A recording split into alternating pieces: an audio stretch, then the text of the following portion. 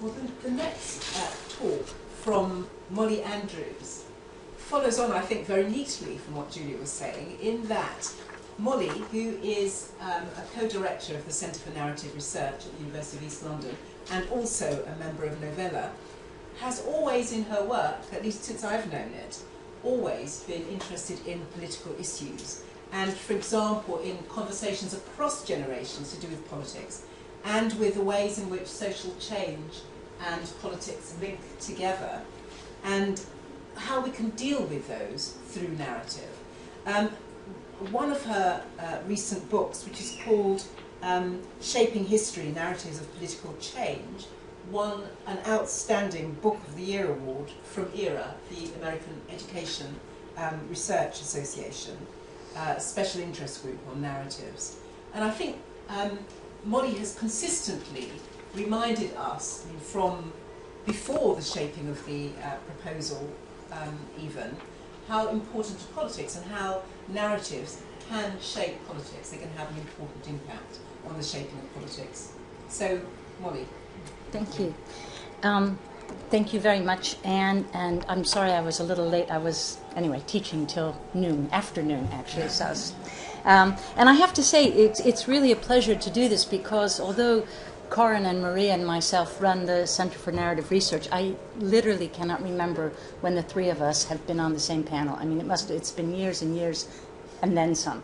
So this is quite interesting. And I also was thinking about how we've all sort of played with and perhaps even usurped this question which we were supposed to address, which is, I thought, what is narrative?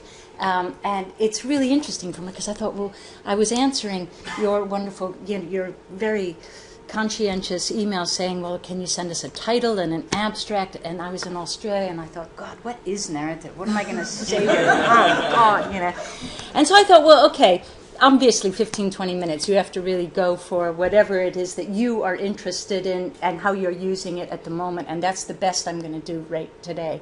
Really try and focus on a quite particular use of narratives, as Anne says, for really making sense of political change and political situations, let's put it that way.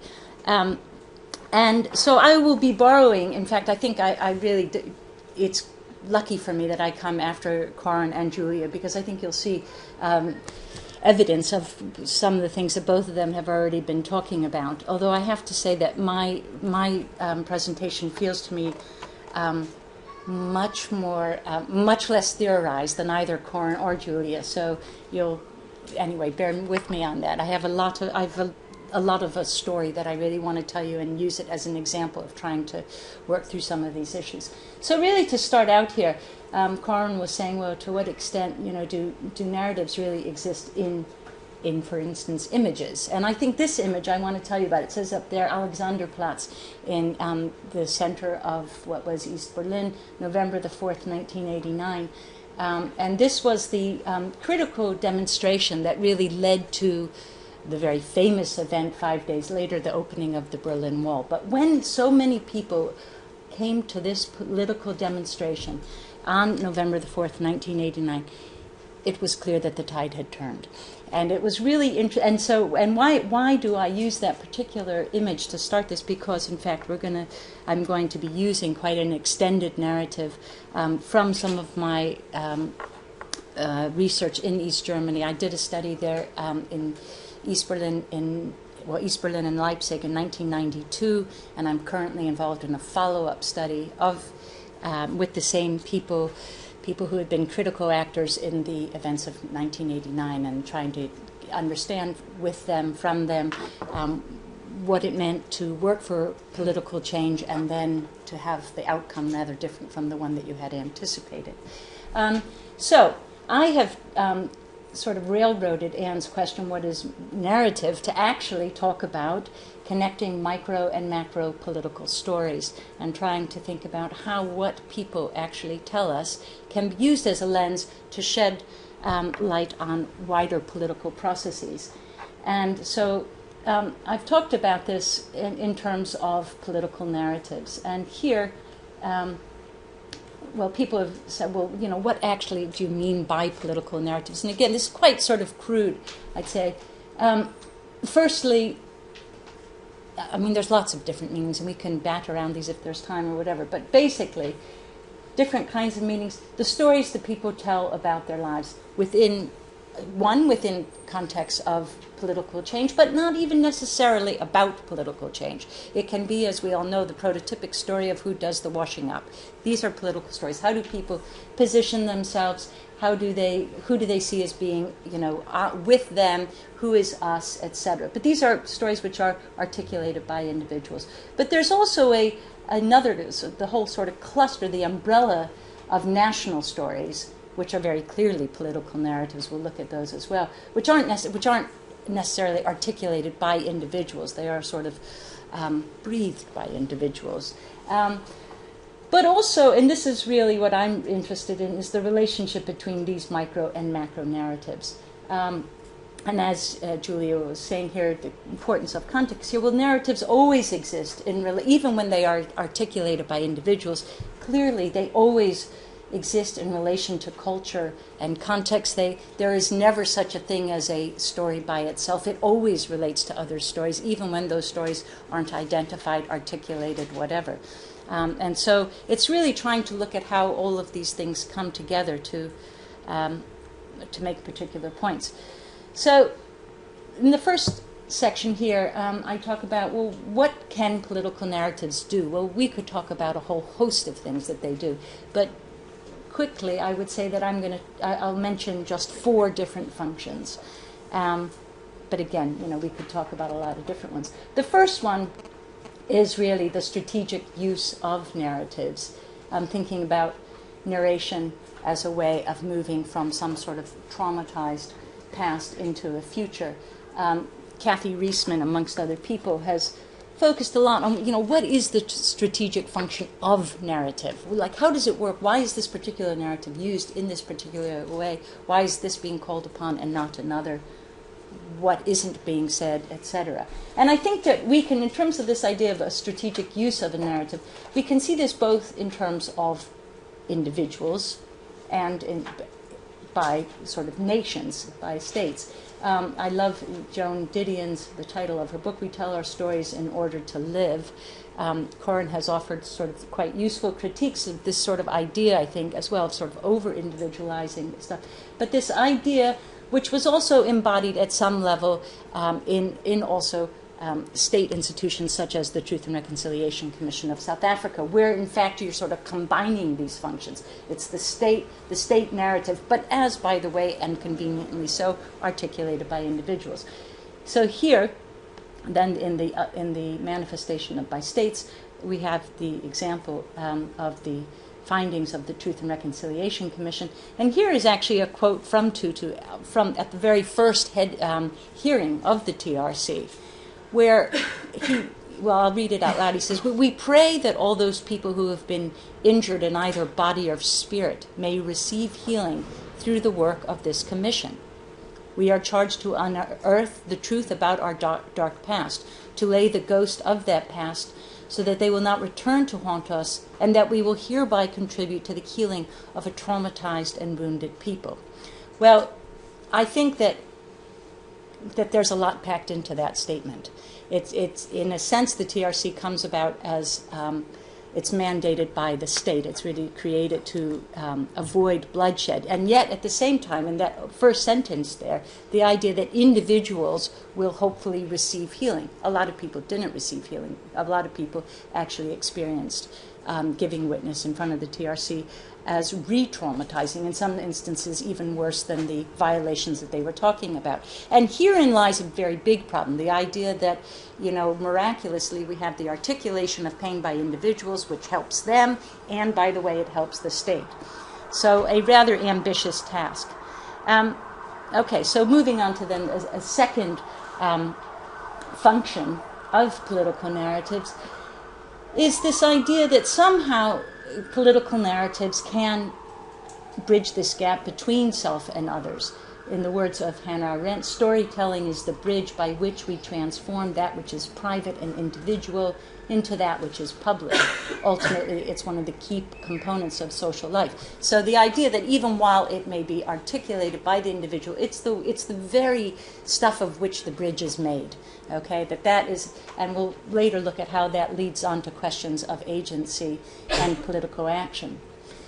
Also, political narratives help to create and recreate, to rewrite histories, past histories, in light of desired futures. So sort of taking into consideration present circumstances and reissuing the past in light of either a desired or a feared future as well. So sort of reconstituting the whole timeline in the way also that Corin has just suggested. And then the fourth one that I've sort of mentioned here is the function of political narratives, really as a straightforward tool of national identities. Really, this is who we are. And here I say, people don't have to sit around and say, well, what does it mean to you to be English or whatever, although it has to be said that these days that conversation is more and more current. They only have to walk around the streets of their city, of their town. I use here the example of Nelson's column, but you don't even need that. You can be in the smallest town in the United States on July the 4th, and there's all these little flags, and people don't necessarily sit around and think this is what it means to be American. You're just, having a barbecue, but actually it's all around you. You're breathing it. It's the most effective then. Okay, so what is the relationship between political narratives and social change, which is actually what I am quite interested in? First of all, I'd say that social change narratives are really just one kind of political narrative. We've already seen other kinds as well. But also critically, this idea already articulated in the words of Arendt earlier, that through political narratives we have this articulating experience of marginalization into public narrative form can contribute to the building of a group consciousness. The sense that my marginalization, the discrimination, the things, my suffering is not only located in me as an individual, it's located in me as a member of a group. Okay, so it's again this sort of building out. Quoting here Jens Brockmeyer in his wonderful paper, Reaching Out to Meaning, talks about the relationship between narration and agency. So narratives are capable of extending the symbolic space, which a culture unfolds at a certain point in history. And here, I think that this idea of actually extending beyond what is the here and now. Okay, again, Jens goes on to talk then about the importance of narrative imagination. Narrative imagination is a fundamentally social enterprise. Reaching beyond one's limits means reaching out to difference. It's this idea that the imagination not only extends the symbolic space, but actually creates room for a vision, for the idea of creating a new, different, possible world. Mark Freeman also builds on this and talks about the sense of larger self, so that when people actually articulate political visions, they aren't necessarily talking about the here and now or themselves as they know it. They're also talking about the me who I might become, or the society as it might be, right? This idea of moving from here to there. And we do that in a narrative form, not only in a narrative form, but also in a narrative form, and very often in a narrative form. And again, this idea that narrative is one of, through the ages, sorry for the cliche, but it's true, through the ages, narrative has been one of the most effective ways that people have articulated visions of new possible worlds, as well as feared worlds. So it really does, in this sense, extend the symbolic space. And as Jens Brockmeyer says here, the idea that imagining the other actually does depend on this reaching out to other, this narrative construction. And I'm sorry, Corin, but I am going to bring in time here. So I'm not alone here in thinking that the idea, how how we think about time has a lot to do with how we think about narratives and political narratives specifically. And here there are the two ways that I would say specifically that narratives link the life story together. It's more than just a series of events, right? If you ask somebody to tell you about their lives, they won't usually just give you a series of dates. They are actually bringing these things together in some kind of a storied form. So that links the life story over time. But critically, in terms of thinking about political narratives, it interweaves the life story into larger movement of history. Again, like Julia, using the work of Mills here, keep your eyes open to individuality and to the epics of epical change. So it's actually not just me and living my life story here and now. It's actually seeing, well, how does social structure, time and history help to move and influence how people experience their lives and the critical decisions that they make and the ruptures in their lives, etc. Okay, so moving on then to my own research in East Germany, I'm going to give you quite an extended, how am I for time? 5 minutes, okay. Ooh. Okay, so I'm going to give you an extended narrative here from somebody who I spoke with. This was in 1992. The person I'm speaking with is called Reinhard Wiesun. He was a critical movement in the underground, in the East German dissident movement. And the question I asked him was, what did you do on the night of November the 9th, 1989? This was a question I asked everybody. And he locates it very, very particularly in time. He starts, on the way home at about 10:30, I noticed many people all running into the same direction. They were all running to the end of the world. The street was full of cars. One could hardly walk at all. I then walked with the stream and got to the border crossing, Bornholmerstrasse, which was the first crossing to be opened, 200 meters from here. Again, this question of space, I mean, he really makes it very important. We're in his living room, I should have said that, in his living room, and Bornholmerstrasse is at his house, basically, 200 meters from here. It was so crammed, full with people, you couldn't move, and everybody was pushing through the crossing. The policemen were just standing around, which is not what East German police were known for doing. They didn't know what to do, and they were completely puzzled. I asked a few people what was happening. Of course, I know, I could see, but I didn't understand. I mean, again, this wonderful question, you could spend a lot of time on narrative and meaning, right? He could see it, he got it, but he didn't get what it meant, right? That picture, by the way, is a real picture of Bornholmerstrasse that night.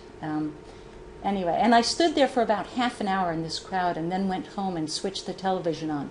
Then I watched everything on television, transmissions from everywhere, the Kudamm, all other border crossings. And I could see that people were coming over, that is, as seen from the west. I think it's interesting because he couldn't take it, right? It was too much. So he went home, and although East Germans weren't allowed to leave the country, they all did get Western reception. So the way he experienced this, literally 200 meters from the wall, was sitting in his living room watching, metaphorically, people flowing into his apartment. I was totally paralyzed. All this continued for the next few days, and it took me a whole week before I went across. Potsdamer Straße. It is difficult to describe. This was such a very elementary transformation of one's existence, of, well, the whole world in a way. I don't know if I'm going to have time to read this one, right? I'll try to explain. I have been in Berlin since '73. I've always lived 200 meters from the wall. And this wall, to me, has become a symbol of captivity in every respect, also in a metaphoric, symbolic sense. You could do a lot with space here. And this is what I've been ramming my head against for the last 20 years. And I had, as a way of survival, I'd resolved to ignore this fact. I tried to do the same throughout the week when the wall had gone. I did not only try to suppress the fact that the wall had been there previously, but I also tried to suppress the fact that it had gone. It didn't work. When I went across the wall for the first time, I did so at Potsdamer Platz, where there hadn't been a crossing. They had only torn a hole, simply torn a hole in the wall, yes. And that's where I wanted to go through, precisely there. I walked through like a sleepwalker. I could not convince of the idea up to the moment when I was through that that was possible. Well, and then I stood for a very long time over at the other side in no man's land and could not move forward or backwards. And then I cried. I was totally overwhelmed. So quite a story. Okay. I'm not going to go through all this now, but in terms of political narratives, there's so much to think about in that. It's really just, 5 minutes of an interview. But in terms of trying to get a sense about what did those changes of November the 9th, 1989 mean, how did people experience them, I think you can spend a lot on that story. And I have, in fact, spent a lot of time on that story. And I'm going to jump through all of this. But you can see the kinds of questions. They're basic narrative questions. Who, what, when, where, why. Straightforward. Why this story? What is this story not? It's clearly not a story of people dancing on the wall. It's clearly not a story in which popping champagne figures, right? Why are they telling this? How does this story relate into other unsaid stories? What does he know and what shared knowledge do we have about what are popular ideas about what happened at that time? He doesn't have to sit there and say to me, my experience of that night was really different from other people's. I got that, right? And the where of the story, hugely important. His own living room, Potsdamer Platz, etc. Very important. And the questions of time features in every other line of this story, right? I'm going over too much. Okay, 1 minute. Okay, time in the narrative form, the time that happens at 10:30 at night, the time of the recounting 2 years later, and the present time, 20 years later. And now I'm just going to conclude here with saying, actually is really interesting in terms of thinking about political narratives and time. As we know, these things are not static. So here I was then, 20 years later, interviewing him again in the very same room, I have to say. He had just read those transcripts. This is part of the project that we're doing now. And so I asked him, this is just very recently, I asked him, okay, so on November 9th, 2009, 20 years later, did you have any feelings at that point? Did you do anything to mark that day? Now, he and I both know that we have this shared story between us of what happened 20 years before. And he says, well, every day on my way to work, I pass the border twice. I pass to the west and I pass back to the east, there at Bornholmerstrasse. That means thousands of times I pass back and forth in my everyday life. That means I don't think of it every day, but from time to time. And of course in other situations. And still today I can break into tears when I hear this story and see these pictures. It's absolutely elemental, then and still now. By the way, these are my pictures, not so very professional, but of the of Bornholmerstrasse, the underground stop right near his house, and also where the wall was. In fact, it's all been stripped away, and that is this construction work that's going on there now.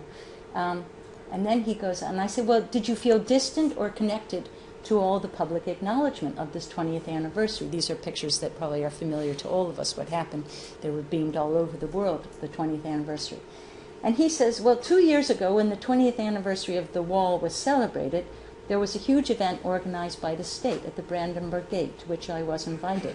It was really embarrassing, a big event with thousands and thousands of people in a show. But it doesn't, I didn't like it because it was too much show, too superficial. It doesn't move me.